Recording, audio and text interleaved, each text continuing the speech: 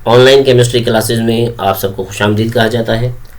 आज first year की class का जो टॉपिक है वो गैसियस स्टेट ऑफ मैटर है, यानी आज हम गैस की मुकम्मल प्रॉपर्टीज़ के बारे में पढ़ने की कोशिश करेंगे। हमें पता है कि जितनी भी गैसेस हैं उनकी फ़िज़िकल प्रॉपर्टीज़ तकरीबन सेम हैं, तो उनमें से कुछ प्रॉपर्टीज़ मैं यहाँ डिस्कस कर रहा हूँ जिसमें डिफ्यूशन है। हमें पता है कि जब भी गैस को किसी भी रूम में या किसी भी सरफेस या किसी भी कंटेनर में छोड़ा जाता है तो वो रैपिडली पूरे रूम में फैल जाती है, यानी वो अचानक मिक्स हो जाती है दूसरे मॉलिक्यूल्स के साथ और फिर उनके साथ कलेक्शन करके होमोजेनियस मिक्सचर बनाती है। रेट ऑफ डिफ्यूजन डिपेंड करता है मॉलिक्यूल और या मॉलिक्यूलर मास ऑफ गैस के ऊपर, यानी अगर कोई गैस हेवी होगी तो उसकी डिफ्यूजन में जो है ना स्लो डिफ्यूजन करेगी, और अगर कोई गैस हल्का मास रखता है यानी लाइट मास रखता है तो वो रैपिडली यानी तेज़ी से फैलेगी। इसकी एग्जांपल ले लेते हैं कि जैसे हाइड्रोजन गैस डिफ्यूज़ होगी 4 टाइम्स फास्टर देन ऑक्सीजन के एक मॉलिक्यूल गैस की वजह से। रीज़न क्या है? क्योंकि हम जानते हैं कि हाइड्रोजन का जो मास है वो लो होता है या कम होता है, और ऑक्सीजन का जो मास है वो हाइड्रोजन की निस्बत हैवी होता है। ये डिफ्यूजन थी। अब इफ्यूशन किसे कहते हैं? इफ्यूशन सिंपली आप देखें कि किसी भी कंटेनर से या ट्यूब से एक छोटा सा सुराख कर दिया जाए, उस सुराख से जो है ना प्रेशर के साथ गैस का इखराज इफ्यूशन कहलाता है। ये डिपेंड करता है मॉलिक्यूलर मासेस के ऊपर। लाइटर गैसेस जल्दी इफ्यूशन करती हैं और हेवी देर से करती हैं। एग्जांपल ले लें कि अगर एक टायर पंचर हो जाता है तो उस टायर से जो है ना एयर बाहर की तरफ आएगी। आप इसे ये भी कह सकते हैं कि इसमें एटमॉस्फेरिक प्रेशर का बहुत अमल दखल होता है। अब फॉर एग्जांपल ले लें कि बाहर जो एटमॉस्फेयर मौजूद है, उस एटमॉस्फेयर में हमारे पास जो प्रेशर है वो है 14.7 psi, और जो हम एयर फिल करवा रहे हैं टायर के अंदर वो 25, 27, 26 है। तो हमें पता है कि उसका प्रेशर ज़्यादा है बनिस्बत आउटर एटमॉस्फेयर के प्रेशर से।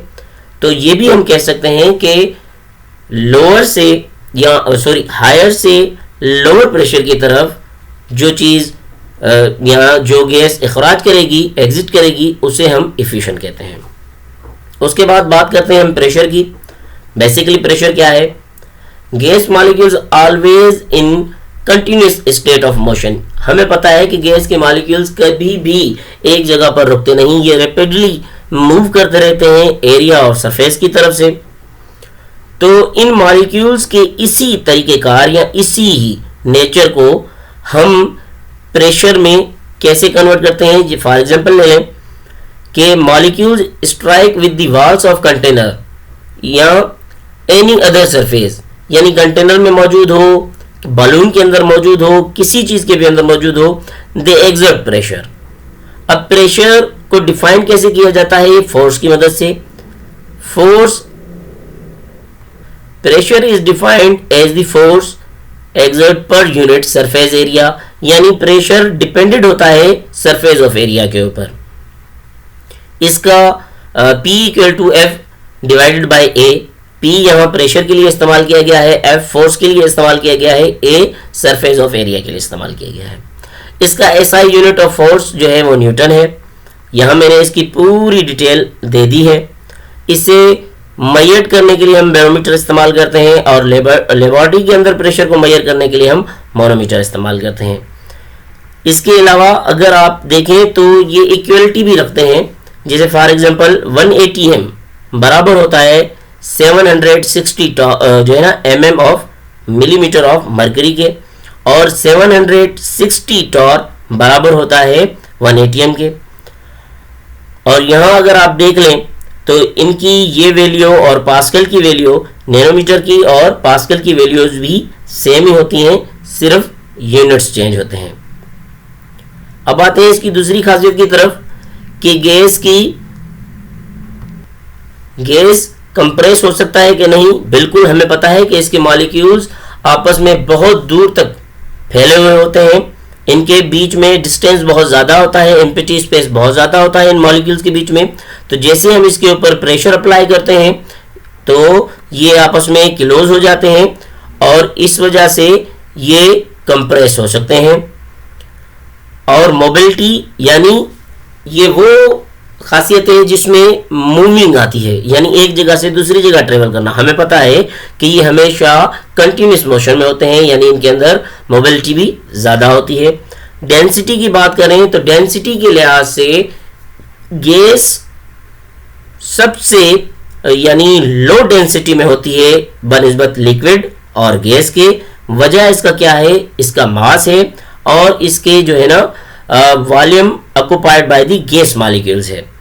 तो इस हिसाब से जब हम गैस की डेंसिटी को एक्सप्रेस करते हैं पर ग्राम के हिसाब से तो ये डीएम क्यूब के हिसाब से आता है, और लिक्विड और सॉलिड की डेंसिटीज को हम जब एक्सप्रेस करते हैं या वाजे करते हैं तो ये ग्राम पर सेंटीमीटर क्यूब के हिसाब से आता है।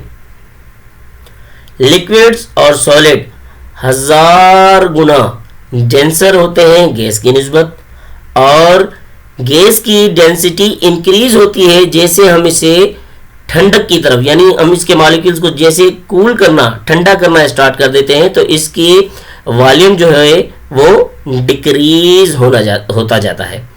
तो इस चीज़ों को आप समझ लें। अगर कोई भी क्वेश्चन हो तो आप हमसे पूछ सकते हैं।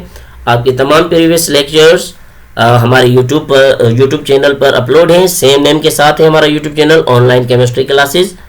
तो उम्मीद करता हूँ ये वीडियो आपको समझ में आई होगी। मिलते हैं अगली वीडियो में, तब तक के लिए अल्लाह हाफिज़।